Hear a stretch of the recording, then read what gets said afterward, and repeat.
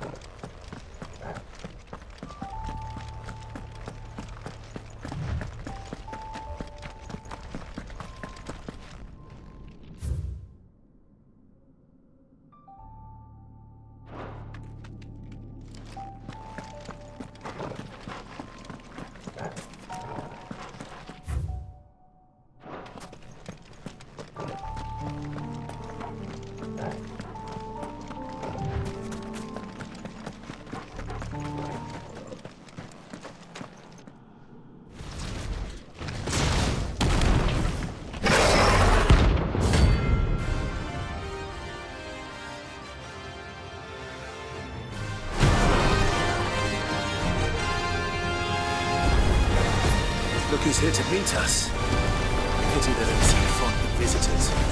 Over here! This one!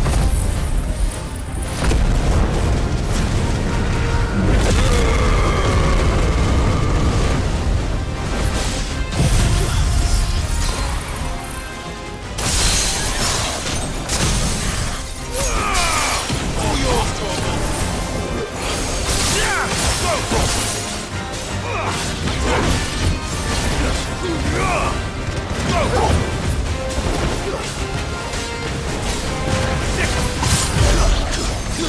Now, Torgal!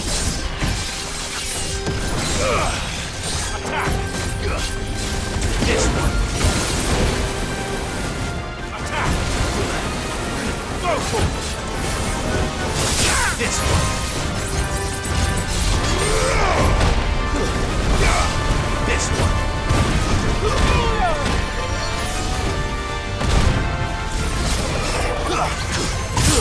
Yours, Torgal!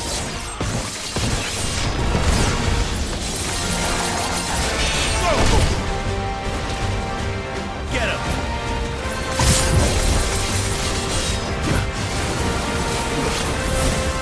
Nice try. This one!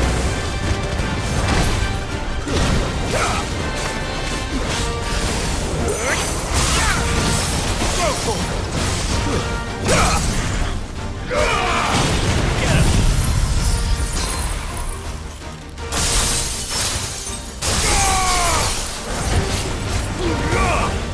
This one! Go for it! Get him! Now, Torgal!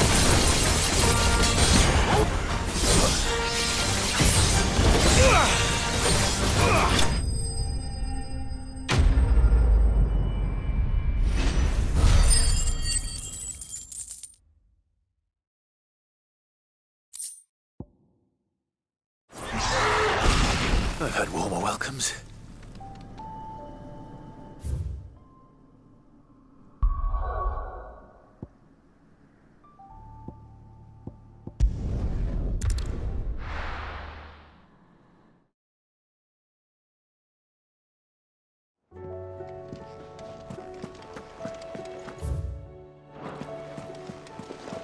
There's something about it.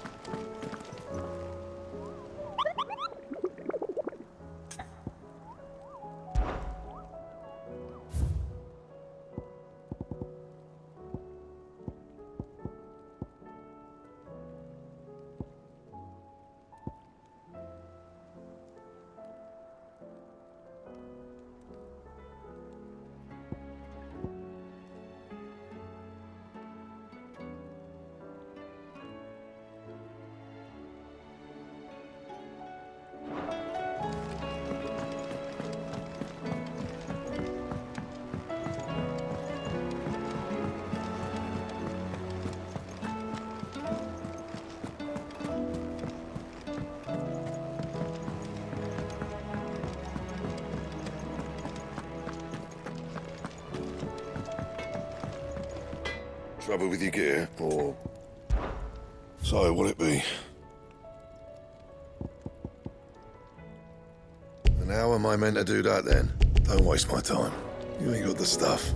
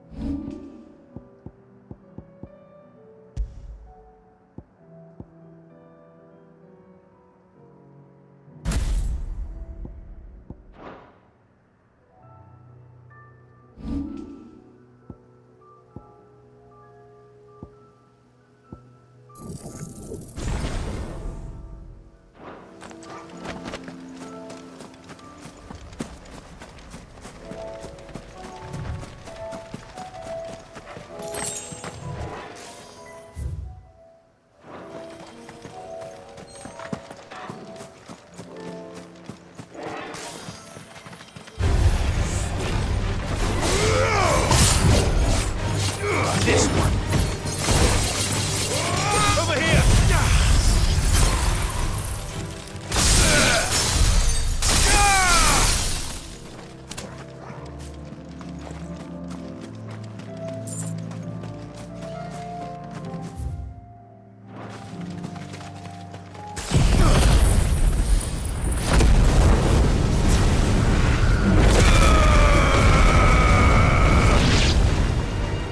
Someone's brave.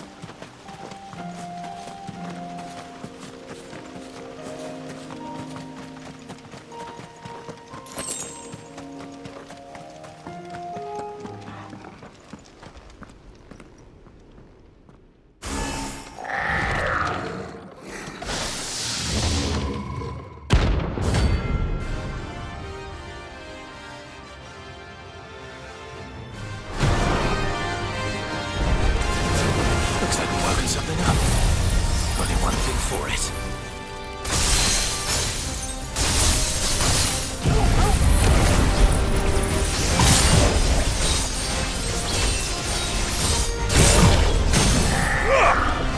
Now,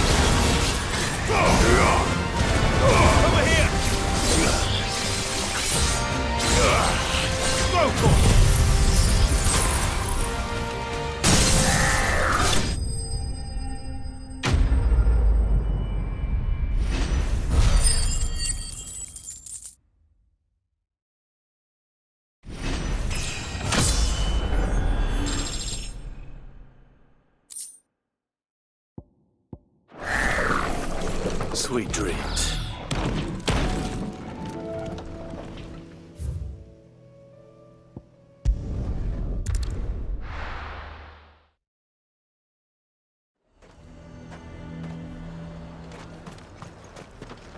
Welcome, welcome.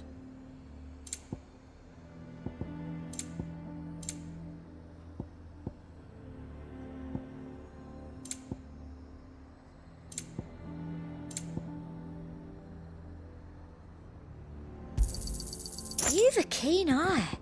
Come back again.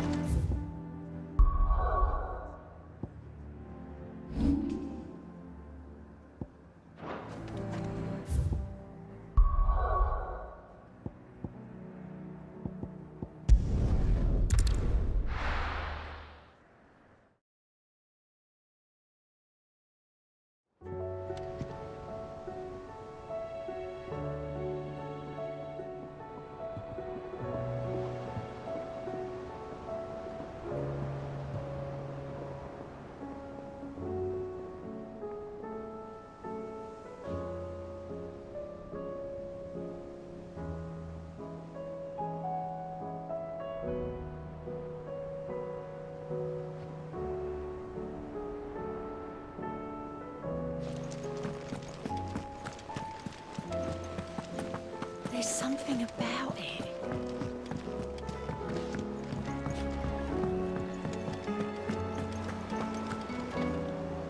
Still alive, I see. Something tells me that I saw on the horizon is your doing. How'd you manage that? It's a long story. One that I'd rather only tell once. Right. All hands on deck, then.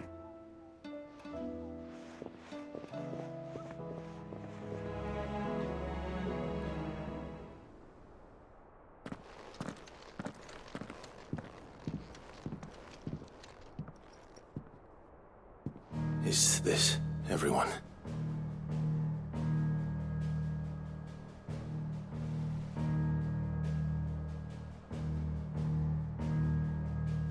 As I'm sure you've all guessed, the crystal which now commands the eastern skies was summoned by Ultima. He called it Origin. Though the significance of that name is as yet unclear. What does it matter what it's called? Its emergence tore Twinside asunder and wiped my homeland from the map.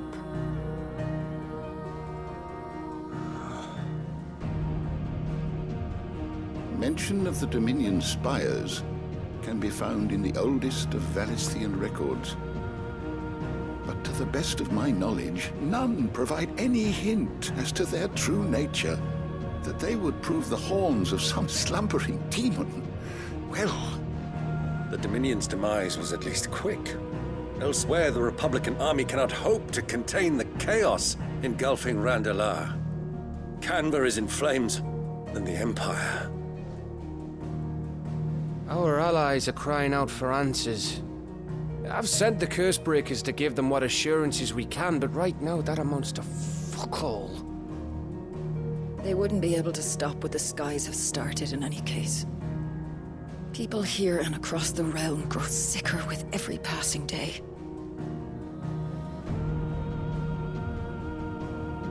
Could it be that this new Mother Crystal is like the others? that it draws upon the land's ether. It certainly looked that way from stone here. If that were true, it would explain the hastening spread of the Blight since the crystal's appearance. Would it not? And as the land's ether slowly rises to the surface, it pools, corrupting all who cannot channel its energies. Archay above, ether floods below, and in the middle, here we languish, hopelessly entrapped.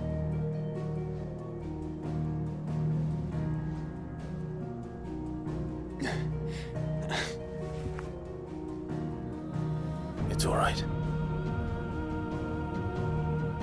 When we faced him at Stone here, Ultima told us his true power quickens in the Halls of Origin.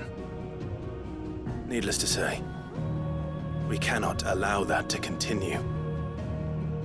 If we are to stop him, we will have to find a way into the crystal. How are we gonna manage that then? It's up in the sky. And fast as she is, the Enterprise can't fly.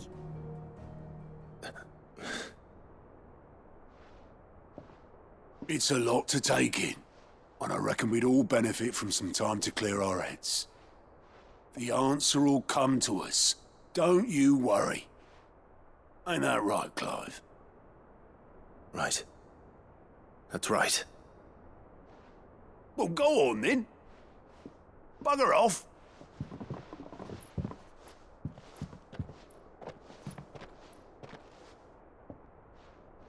Same goes for you, Clive. You won't solve anything like this. Trust me. Go and get some fresh air, eh? Thank you.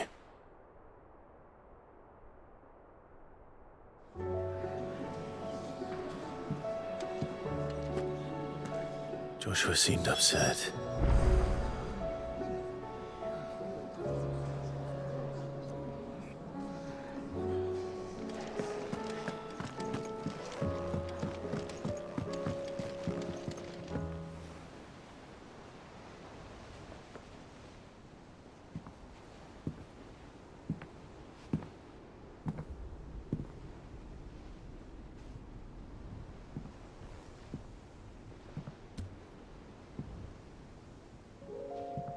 Ultima may have created us, but he doesn't make us who we are.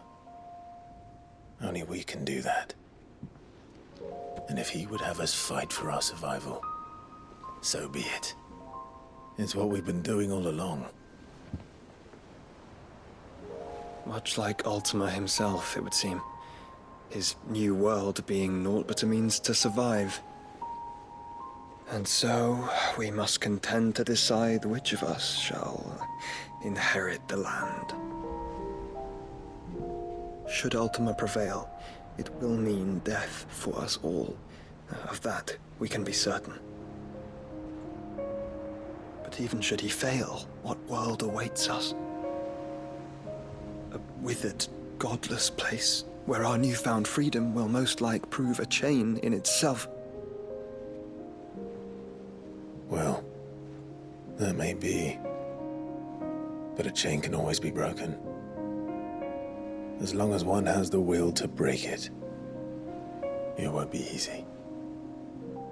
It may take generations. Centuries of suffering. And that is, if everyone plays their part. But it will happen. And when it does, it will be on our terms. That is the world that awaits us. Indeed. And what better world could one wish for?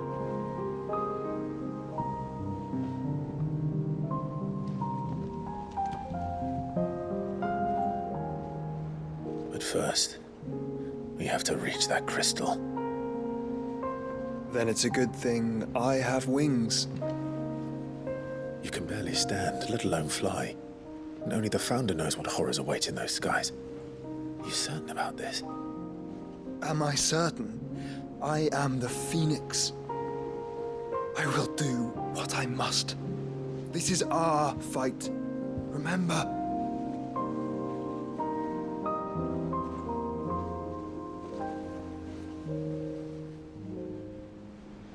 All right. I yield. But only what you must, yes? I'm still your sworn shield. That you are. And what of my wings? Lest you forget, you go to stand against a god. I would not have you succumb to fatigue before the fight begins. Ifrit, your brother mentioned that some few of the dominants who had lost their power to you were still able to prime. Is that true? It is. But their icons no longer submitted to their will.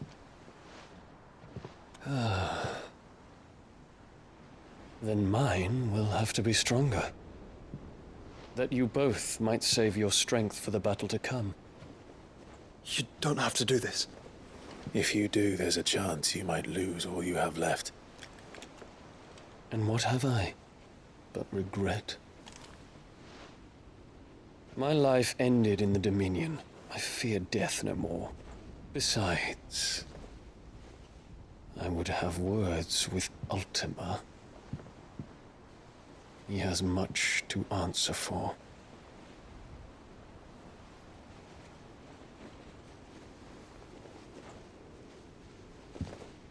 We are in your debt, Dion.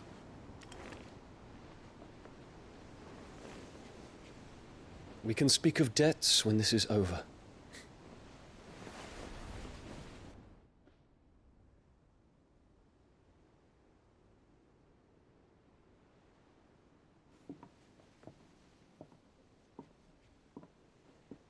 He speaks like a man who knows he's not coming back. And has come to terms with that.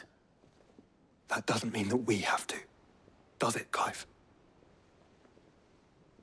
Time to talk to Jill. I only hope she understands.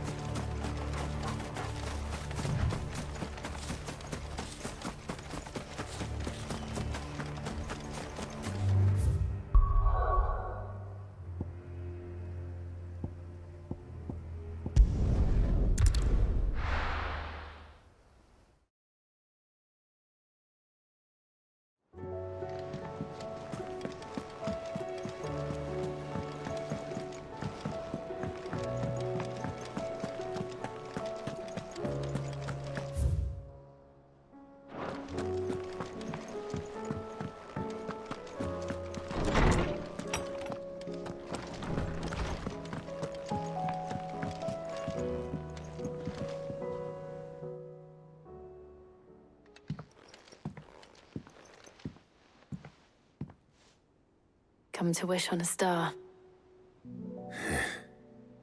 That might not be such a bad idea. This is it, Jill. You know what I have to do. Why I have to do it. There's no turning back now. This is where our journey was leading us. Where it will end, for better or worse. I could pray to Metia for you. But you'll be all right, won't you, Clive? You always are. I did promise we'd watch the moon together. I'll be waiting.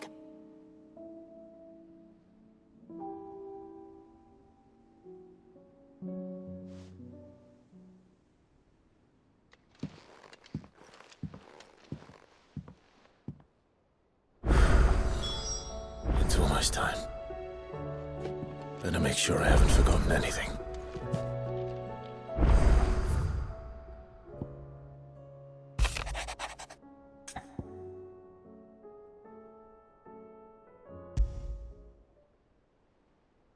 Something tells me this is no mere adventure story.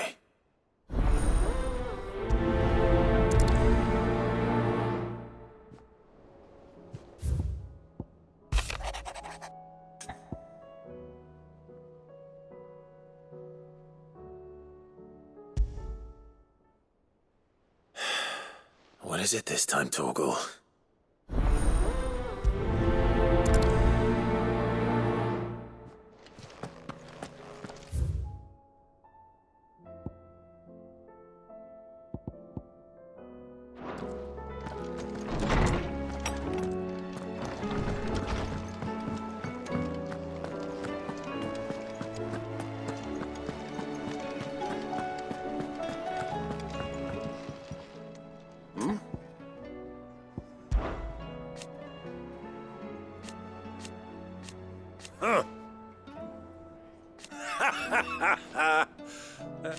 Thank you, Uncle.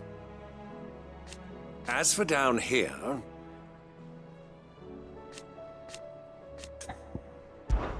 Clive, my boy!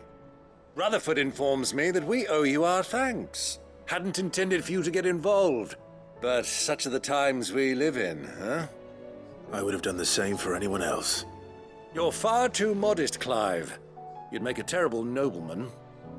But tell me, is the realm truly in as dire a state as Rutherford suggests? From what little I saw, you were right to be worried. I suppose I should have expected the worst. But I was rather hoping the great and good of the realm might have things a little more under control. Alas, it seems that firm leadership is in short supply these days, and without it, the people are bound to lose their way. We must move quickly. But where do we start? True, the challenges that face us are many. But in my estimation, there are two key areas to be addressed before any other. The realm's armies and her larders. As you've seen firsthand, it's every man and woman for themselves out there. Certain cities have banded together to try and maintain some semblance of order, yes? But such cases are few and far between. And yet, the only remedy for the chaos that faces us is unity. A unity that transcends even the borders laid down by our ancestors. In short, if Storm does not stand together, she will fall apart. But how would one even begin to unite the realm? The armies, my boy. As I told you already, we begin by restoring order among the ranks of those sworn to maintain it. Sadly, I doubt I could convince even the lowliest gaggle of privates to dig a latrine together. But I do know someone the High Commanders have been known to listen to on occasion. Field Marshal Eugen Havel. I thought he was retired. He was, until an Akashic army tore through Randalar and killed most of the rank and file. There is no man alive more capable. Literally. And as luck would have it, I've already spoken with him on the matter. Of course you have. And he's agreed to help. On one condition. That he first speaks with you personally. Havel has always been a man of frustratingly rigid principle, and he has certain qualms about clasping arms with, well, with an outlaw. I extolled your many virtues as best I could, of course, but the old goat was adamant that he be allowed to appraise you in person. You don't mind, do you, my boy? Of course not. As long as chaos reigns, we will never build a better world. I'll do whatever it takes. And if the Field Marshal wishes to speak with me in person, then so be it. That's the spirit. I'll leave for Randalar at once. Would you send a Stolas? Of course. Rutherford is already in the Dalmekian capital. I'll have him tell Havel to expect you forthwith. Excellent. Thank you, Uncle. No, thank you, Clive.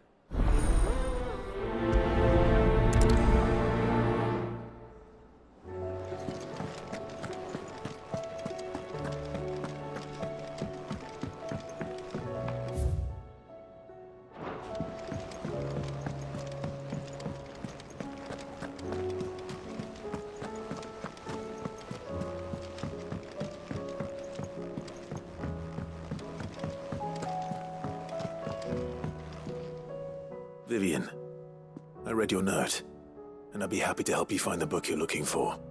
Thank you, Clive. But tracking it down will not be easy. Are you sure? Please. You have always granted me your wisdom and insight whenever I asked. It's only right that I return the favor. Or at least attempt to. You are too kind. Alas, what I ask of you is rather more trying than delivering the odd lecture. I spoke with Harpocrates to see if he had any inkling as to where another copy might be found, but... But perhaps it is best that you hear the details from him. If you say so. Forgive me, Clive, for asking this of you. But this book, it set me on the path to becoming who I am today. Its importance cannot be overstated.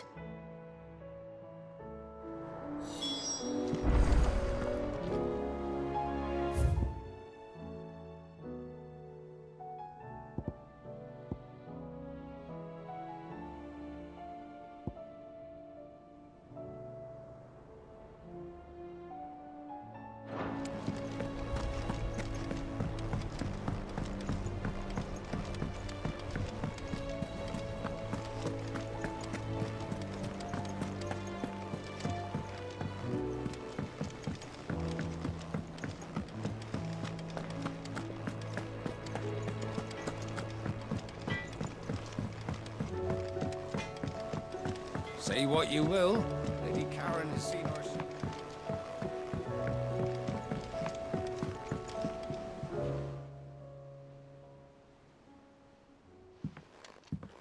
Pining for something, boy. What is it? What do you see out there?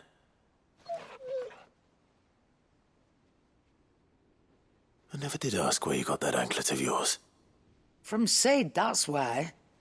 On the day he brought him home. That long ago? And you're only thinking to ask this now? Sid saw that the pup had a habit of gnawing on his leg, since you ask.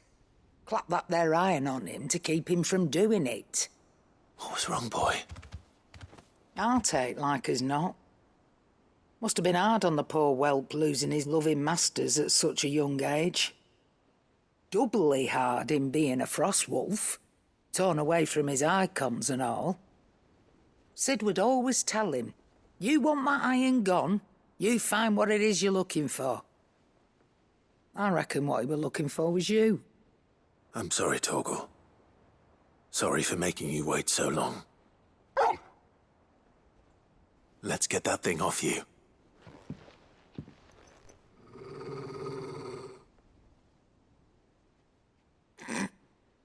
Doesn't sound like he wants it off. Indeed. You miss Sid as much as the rest of us, don't you?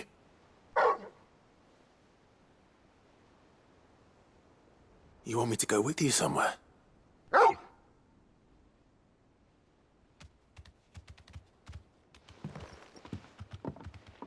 quick, aren't you? Glad you've been paying attention. Not nearly as much as you have, Lady Karen. Aye, good thing and all. It's not like Gav would have kept him in nuts and rubbed his belly these past 10 summers. Your kindness is appreciated. You've been a good friend to him. Only because he doesn't talk back like the rest of you. Go on now.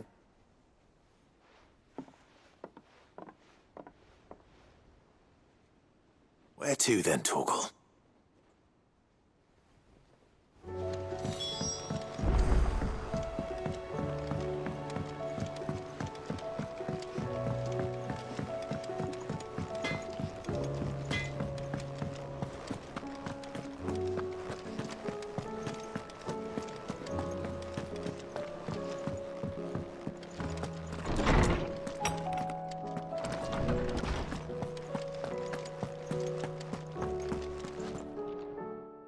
Clive, my boy. What a pleasure it is to see you. Hippocrates. There's something I need to ask you. I've been charged with locating a book called From a Distance. Then you seek a rare gem indeed. One whose name I had not thought to hear from your lips. You've been talking to Vivian. Right as always. But she didn't seem keen to tell me very much. I take it she didn't like what you had to say. And yet I gather it did naught to dissuade her. Clive, if the young professor has tasked you with obtaining a copy, I fear she asks the impossible. The executors would not allow it. The executors? Coveters of Secrets. A clandestine organization committed to the collection and intenebration of forbidden texts and technologies. One such text being the tome Vivian seeks, chronicling as it does the true history of the enslavement of bearers, a tale which could overturn the established order were it ever to become widely known. Or, so rumor has it. I've never actually read the thing, or even set eyes on it for that matter. How is it that I haven't heard of this organization? Why, secrecy is the executor's watchword.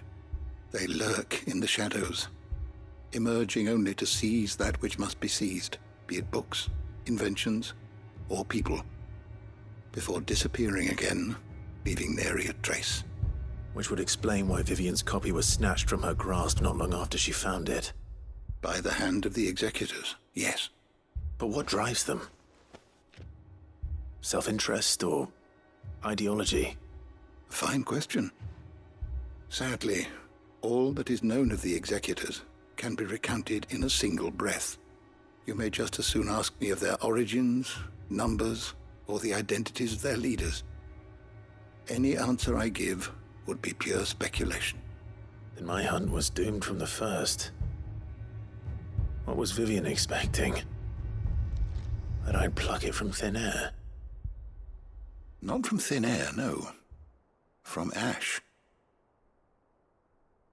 Rumors of the executors are rife among the scholars of Storm, but rather less so across the strait.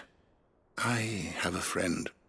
Well, I had a friend in the village of Garnick, a collector of rare tomes, upon which subject we would oft correspond.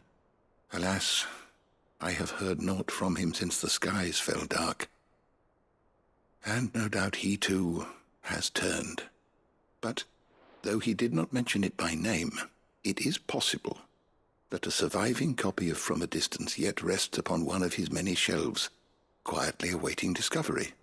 If you were, by some chance, able to save even a single book from the poor man's library, I know his soul would rest easier.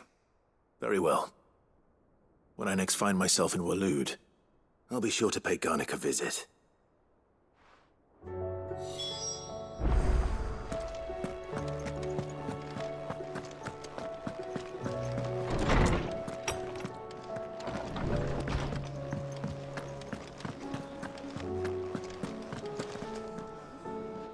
All right, Torgal.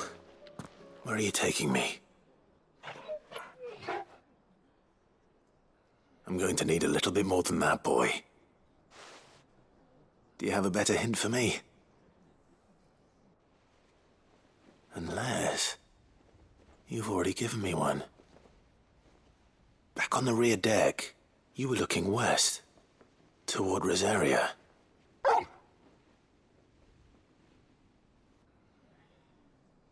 Why don't we try the rookery?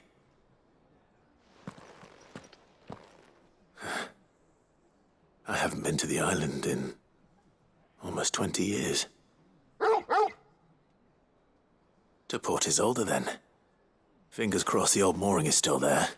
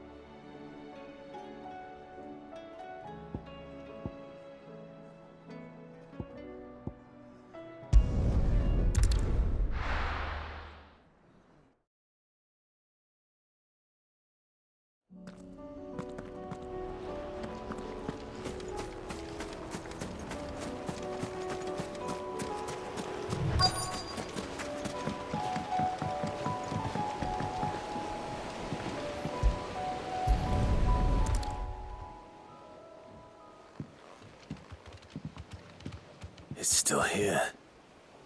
After all these years. A lot smaller than I remember. And you're a lot bigger. You might have to swim, boy.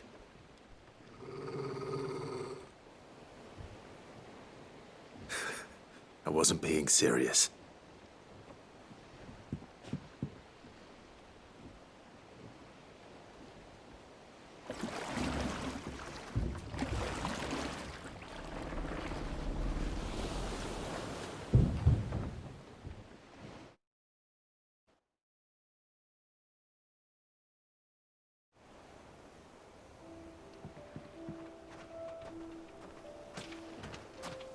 This place hasn't changed at all. The rookery's right through those trees. Come on.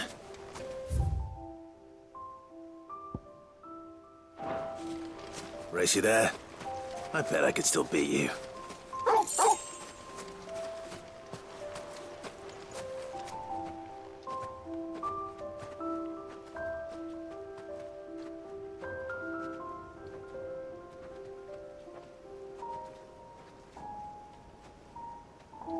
Here we are. This was our hideaway. Wasn't it, Torgal?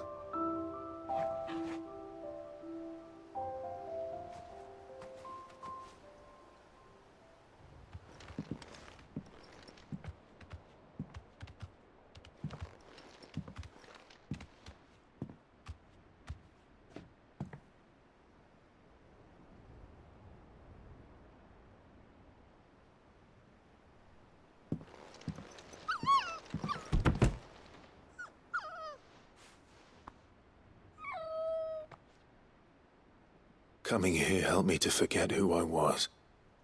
Or wasn't. Prince, shield. Son his mother could love. Had I been any one of those things? Perhaps.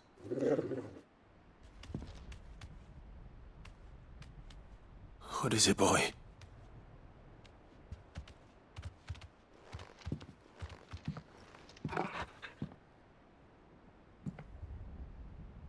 This is all from the castle. And Phoenix Gate. Did you bring these here?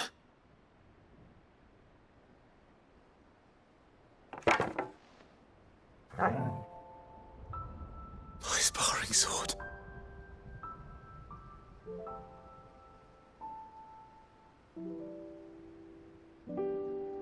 Well, well. You never stopped looking for me, did you, boy?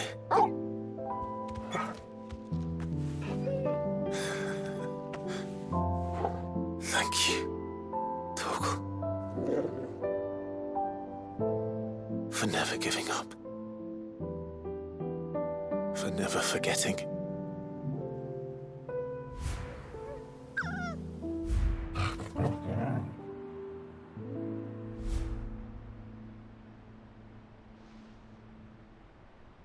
Let's take this with us, shall we? So I don't forget either.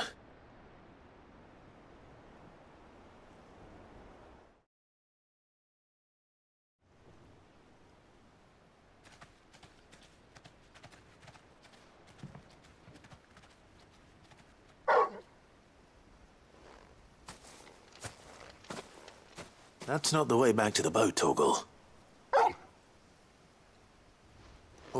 All right. I'm coming. I think I know where we're going.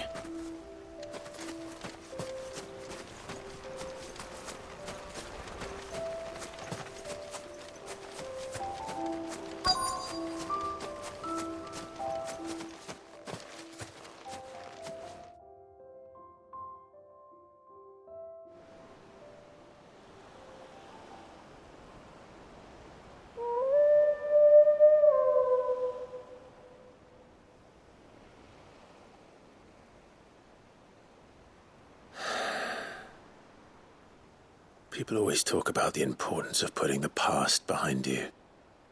But without it, we wouldn't be who we are today.